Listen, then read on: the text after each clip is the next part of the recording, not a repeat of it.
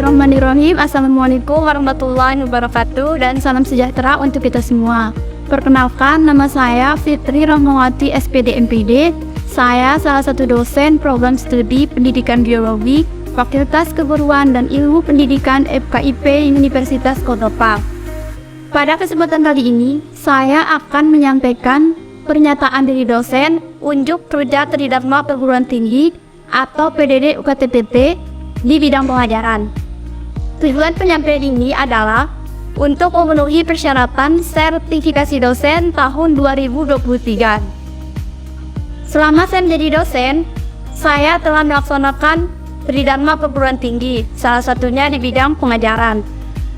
Sistem pengajaran yang saya pakai adalah DIA, singkatan dari Delivery, Interaction, and Assessment. Delivery artinya bagaimana cara saya menyampaikan materi agar tersampaikan dengan baik kepada mahasiswa. Sedangkan interaction adalah interaksi antara saya dengan mahasiswa dalam proses pembelajaran sehingga tujuan pembelajaran itu dapat tercapai. Dan ini akan saya tunjukkan di video pembelajaran yang akan saya buat. Sedangkan penilaian atau assessment itu merupakan cara saya untuk menilai mahasiswa dari aspek kognitif, afektif, dan psikomotorik melalui pemberian tugas, presentasi, UAS, UTS, dan juga praktikum. Tujuan dari penilaian ini adalah untuk mengukur kemampuan mahasiswa per individu.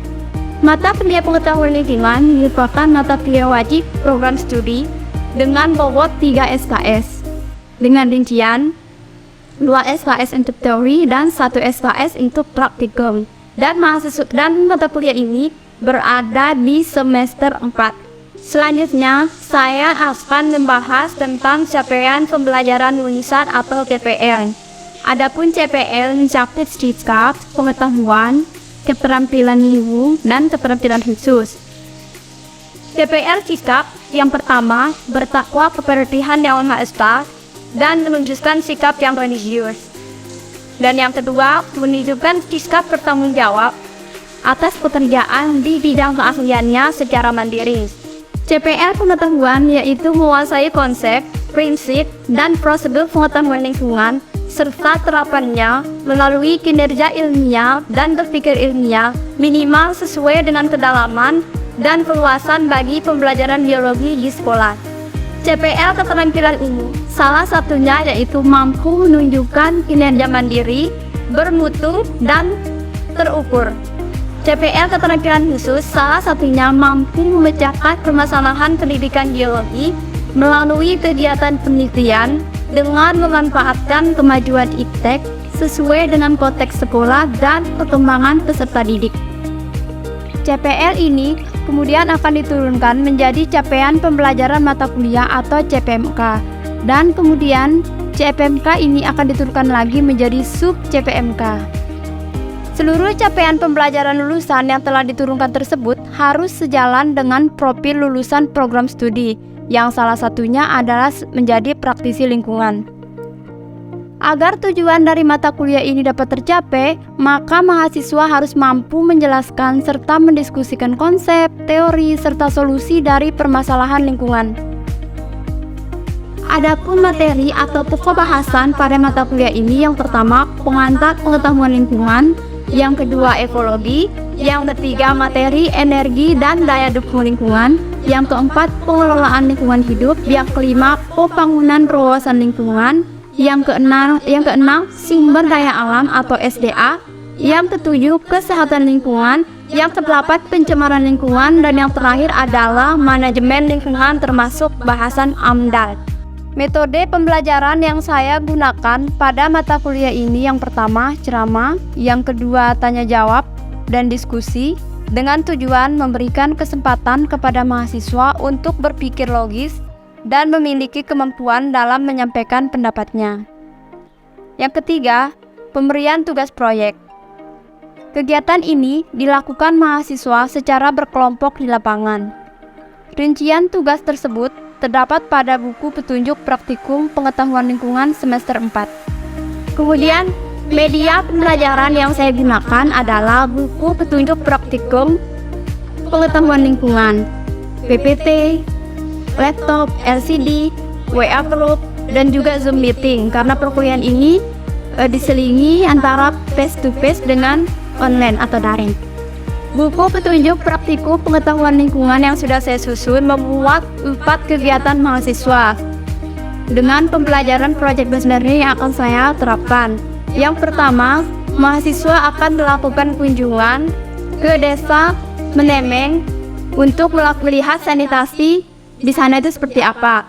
Kemudian yang kedua, mahasiswa akan melakukan survei dan wawancara dengan masyarakat yang ada di desa Semiyar Salid, Kecamatan Berangrea, untuk melihat bagaimana pengelolaan sampah yang ada di desa tersebut, karena mengingat desa tersebut sudah memiliki Perdes atau peraturan desa tentang pengelolaan lingkungan hidup termasuk pengelolaan sampah. Kemudian yang ketiga, mahasiswa akan melakukan uji kualitas air di Danau Lebo yang ada di Kecamatan Taliwang. Kemudian yang terakhir, mahasiswa akan melakukan survei dan juga interview ke depot air isi ulang yang ada di Kabupaten Sumbawa Barat. Nah, ada pun penilaian yang saya lakukan. Yang pertama itu kehadiran 10%, yang kedua adalah tugas dan presentasi 20%, yang ketiga unjuk kerja praktikum 20%, sedangkan ujian tengah semester atau UTS 25%, dan yang terakhir adalah ujian akhir semester atau UAS sebanyak 25% dengan total keseluruhan 100%. Demikian penjelasan terkait mata kuliah pengetahuan lingkungan yang saya ampu. Berikut adalah proses pembelajaran yang saya lakukan di kelas bersama mahasiswa pada mata kuliah pengetahuan lingkungan. Selamat menyaksikan. Bismillahirrahmanirrahim. Assalamualaikum warahmatullahi wabarakatuh. Waalaikumsalam warahmatullahi wabarakatuh. Gimana kabarnya hari ini? Alhamdulillah baik. Sehat ya. Baiklah ya, pada kesempatan kali ini alhamdulillah kita bisa hadir ya dalam kuliah kita ya, yang pertemuan ke-9 ya. Jadi materi kita hari ini itu adalah tentang kesehatan lingkungan seperti yang sudah disampaikan kemarin juga ya. Untuk sebelum memulai perkuliahan ini kita berdoa dulu ya. Kita tolong ke tingkat kita untuk memimpin doa. Teman-teman, sebelum kita mulai pembelajaran, mari kita berdoa. Berdoa mulai.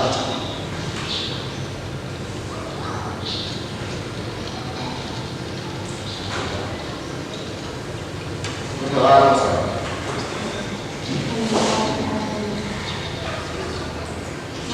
Kesehatan lingkungan ya, kesehatan lingkungan ini ada 5 bahasan ya. Jadi tujuan perkuliahan kita hari ini yang pertama ada penyediaan air minum, pengelolaan air buangan ya, dan pengendalian pencemaran lingkungan.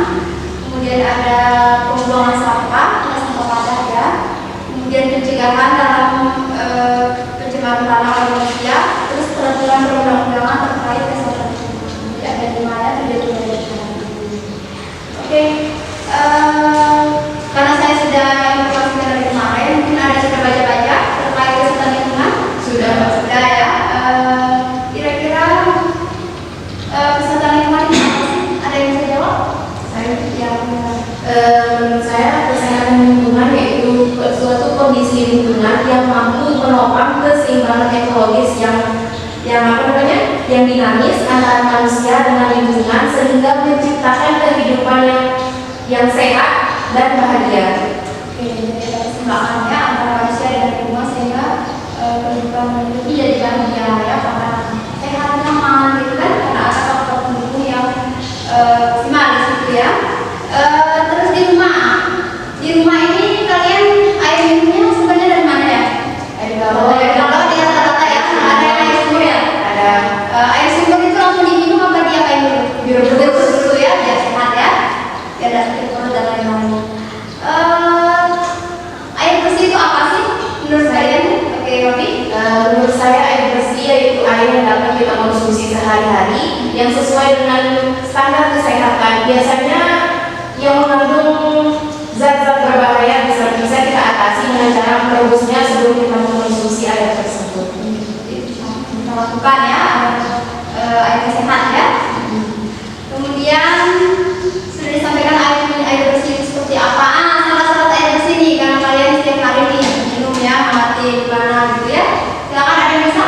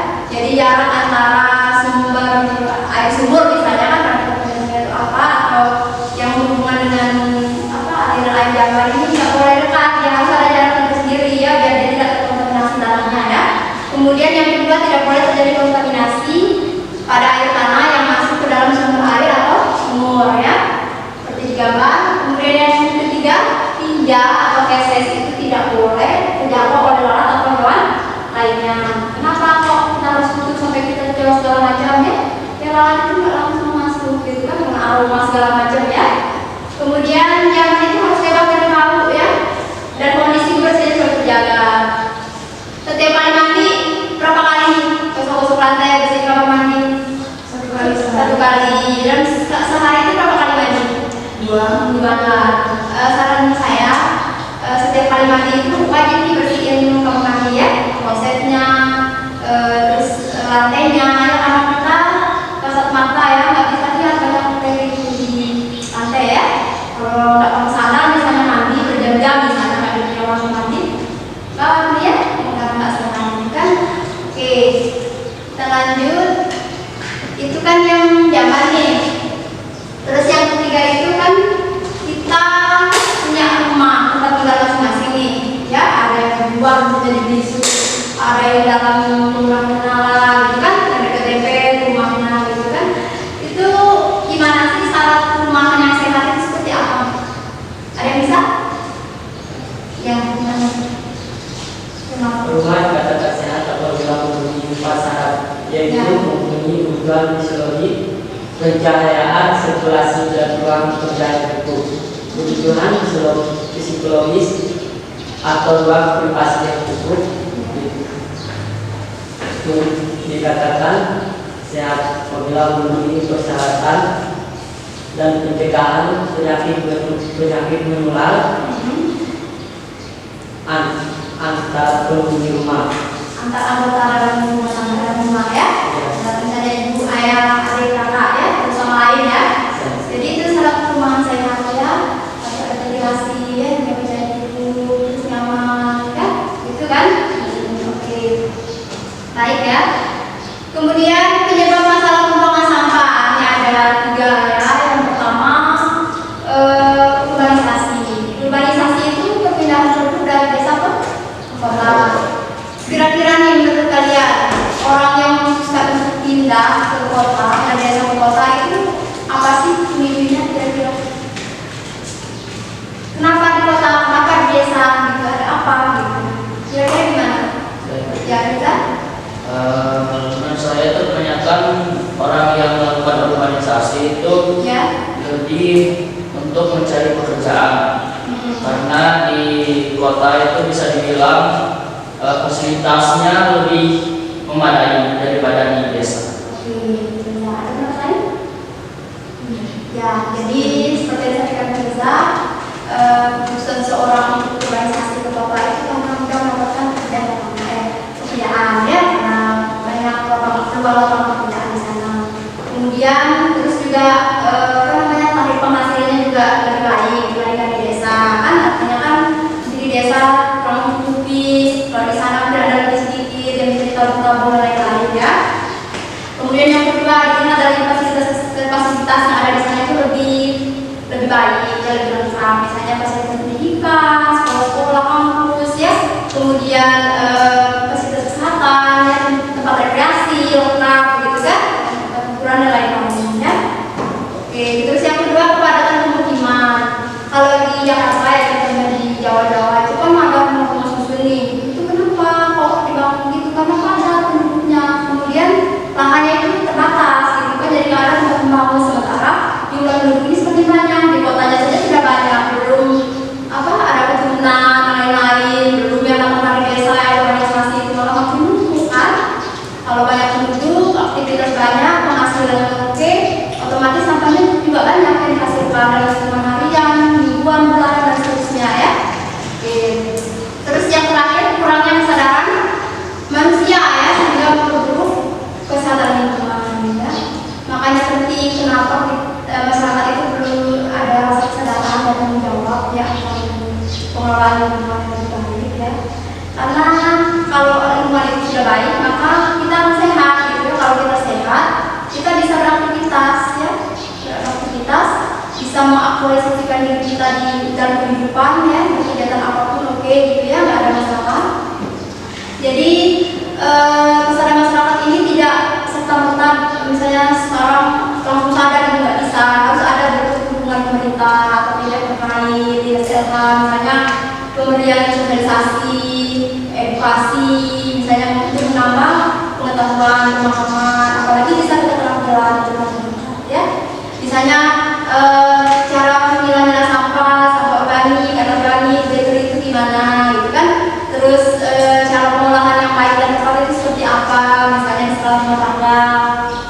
masalah industri dan lain sebagainya ya. Jadi itu yang perlu dipahami ya. Makanya kenapa penting pendidikan lingkungan hidup ini perlu diterapkan sejak dini, karena ini melatih kita untuk terus punya perilaku ya, punya sikap perilaku yang baik ya dalam menjaga kesehatan lingkungan ya, lingkungan yang lebih baik ya. Karena ini akan berdampak ke kita ya, kita semua. Oke baik, jadi barusan kita telah membahas masalah pembuangan sampah, sudah jelas ya. Nah sekarang pembuangan limbah.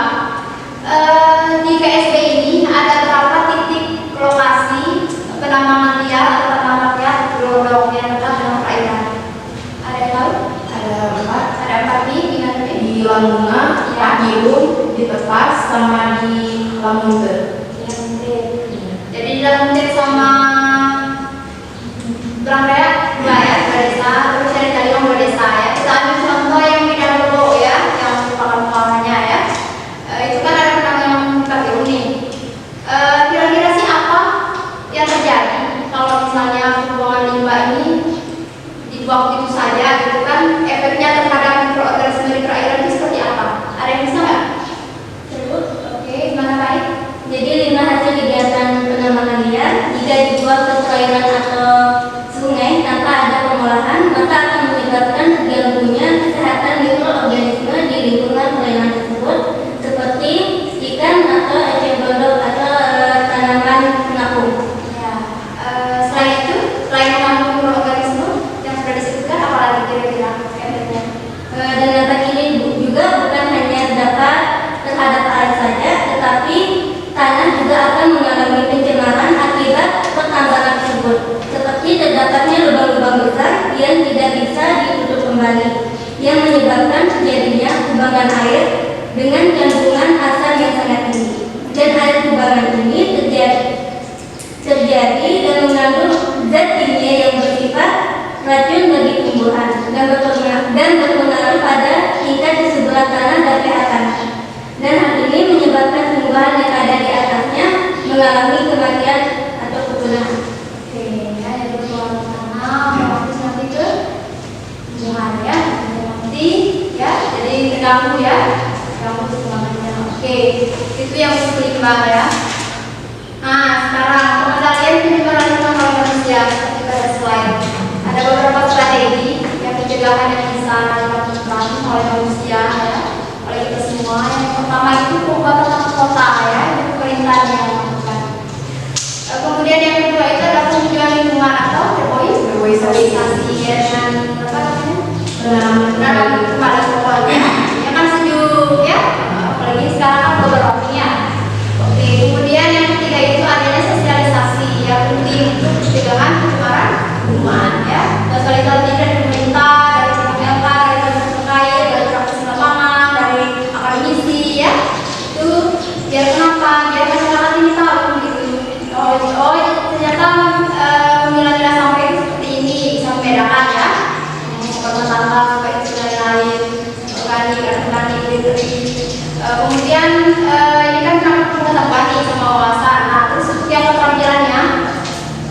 Ini diberikan misalnya pelatihan kayak gitu kan. Oh, ini cara pengolahan sampah yang baik dan benar. Misalnya pengolahan sampah organik. Apa ini? Mau dipakai komposter BK atau mau dipakai peranjang tambang suraka atau bagaimana ya? Jadi masyarakat itu dapat dua dia tambahan pengetahuan dan juga keterampilan ya. Ini penting sebenarnya. Kemudian ada pemberian edukasi kepada masyarakat melalui media sosial. Sekarang kan mudah nih dapat info dari mana-mana kan, ada medsos, mungkin ada yang share terkait pengolahan sampah, pengolahan limbah segala macam itu melalui Facebook gitu kan. Rata-rata banyak punya Facebook kan, tua muda segala macam anak-anak ya. Kemudian Instagram, WA group ya. Jadi informasi itu mudah didapatkan kalau sekarang ya. Itu kelebihannya sekarang. Kemudian kesehatan lingkungan ini ada peraturan perundang-undangan tersendiri ya, seperti yang ada pada slide. Itu nomor 23 pasal 22 ayat 3 ya. Ada berapa di situ? 8 ya. Yang pertama itu penyediaan air dan udara. Tadi sudah kita diskusikan ya. Kemudian yang kedua pembuangan limbah padat atau sampah ya. Ini ada organik dan tidak, sampah plastik dan lain-lain. Yang ketiga pengamanan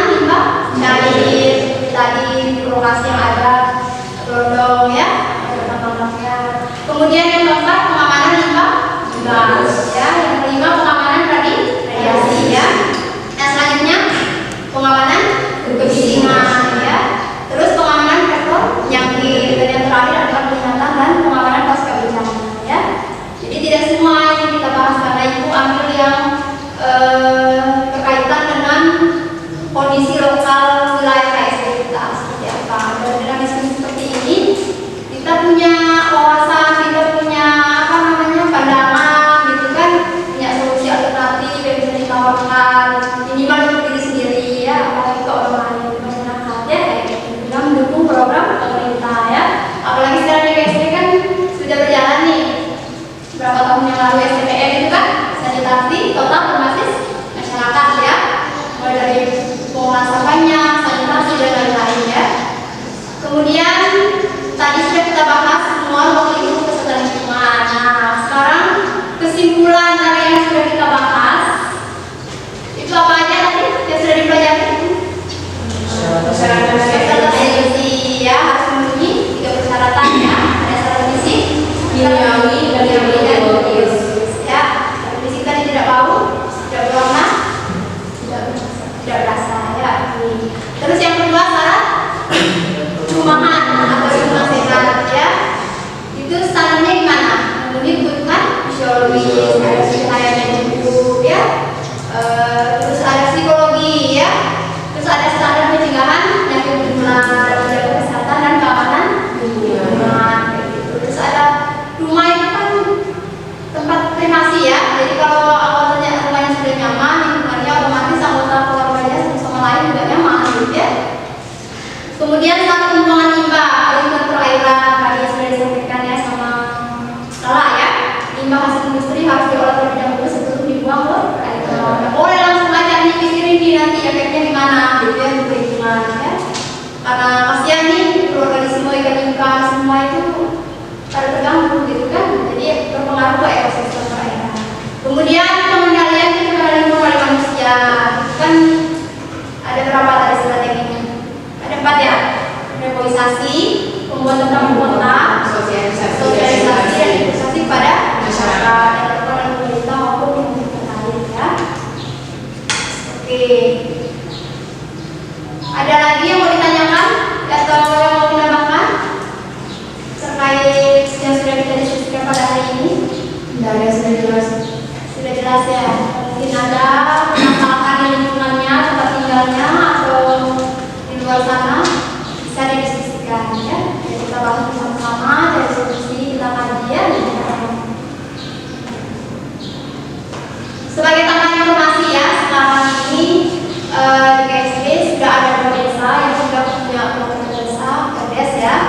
Itu ada di desa Sinar Salib, Kecamatan Beramea, dan di Kecamatan Lewe di desa Bulu ya.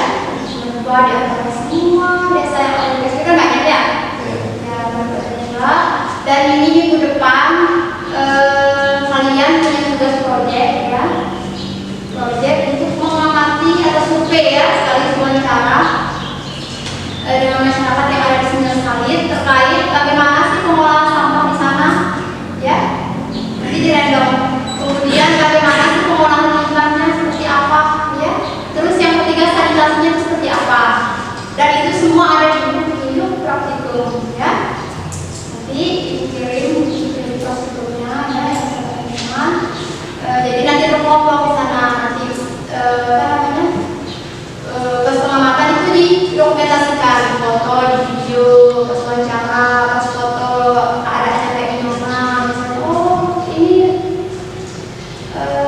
apa namanya mengolah sampahnya itu seperti ini, ternyata ini lagi wawancara misalnya kayak gitu. Oh sanitasinya itu seperti ini kan, saya langsung foto-fotokan kayak gimana gitu kan. Terus nanti dibuat laporan selama mungkin lengkap dengan data pustaka, kemudian dipresentasikan di buku berikutnya ya.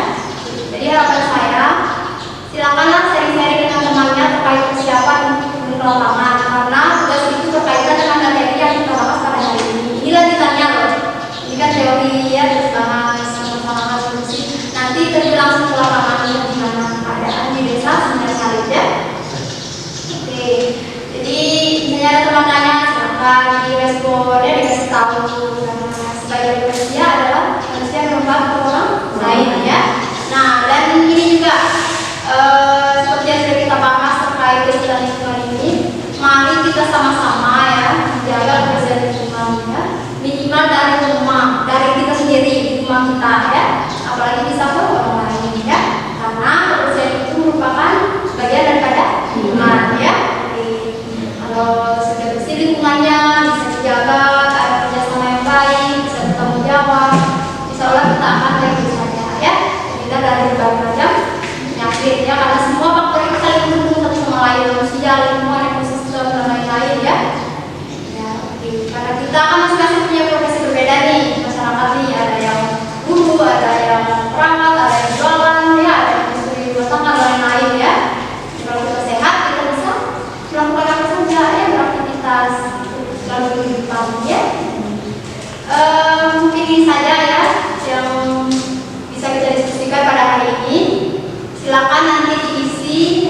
WC-nya disiapkan ya, masing-masing ya, silakan dipersiapkan tugasnya dan lain-lain ya.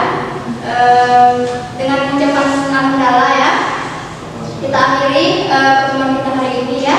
Alhamdulillah kita